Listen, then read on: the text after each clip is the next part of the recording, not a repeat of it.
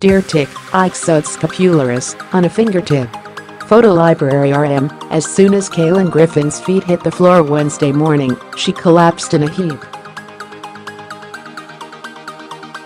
The 5-year-old kept trying to stand, but fell every time. She was also struggling to speak, her mother Jessica Griffin noticed. Her daughter had been fine when the family went out to a T-ball game the night before, Midway, Florida. ABC affiliate WTXL reported. Maybe Kailyn was having a hard time waking up Wednesday morning, or perhaps her legs were asleep. Then Griffin saw the tick. She had gathered Kailyn's hair to put it in a ponytail when she spotted the insect embedded in the girl's scalp, swelled with the girl's blood.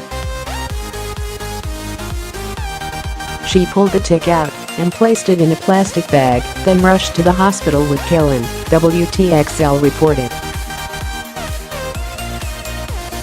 Doctors told Griffin it was an uncommon condition called tick paralysis.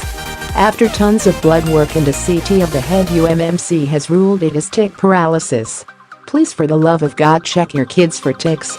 It's more common in children than it is adults. Griffin, of Grenada, Miss.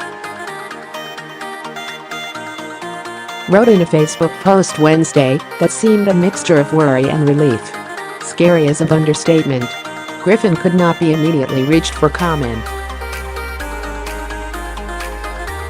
It was unclear where or when she thought her daughter had acquired the tick, or how long it had been on her body.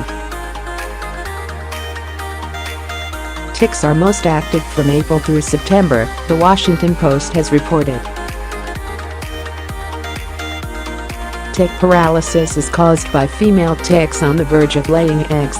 After the tick eats a blood meal and is engorged, it secretes a neurotoxin into the host, according to the American Lyme Disease Foundation. The symptoms can occur 5 to 7 days after the tick starts feeding. Paralysis begins in the legs, then spreads to the upper extremities. It can manifest as fatigue, numbness, and an increasing inability to move, according to the foundation. In the later stages, it is harder for the victim to move her face or tongue. If nothing is done, the toxin ultimately makes it impossible for a person to breathe, resulting in respiratory failure. The paralysis is more common in animals, which are unable to check themselves for the ticks. But human children are also susceptible because of their smaller body mass. Girls get tick paralysis more frequently because the ticks can easily hide in a mass of hair, according to the foundation. The CDC reported a cluster of cases of the extremely rare disease in 2006. One of the victims was a 6-year-old girl who had trouble walking a week after visiting her grandmother in the mountains of Larimer County. A nurse bathing her after she was admitted to the hospital found a tick along her hairline. And last year, Amanda Lewis woke up and found that her 3-year-old daughter, Evelyn, couldn't stand no matter how hard the little girl tried, according to the La Grande Observer. The La Grande, Oregon, woman posted a video on Facebook, hoping family members or friends could help figure out what was causing the girl's sudden strange ailment. They couldn't, but the video was watched some 22 million times and shared more than 600,000 times.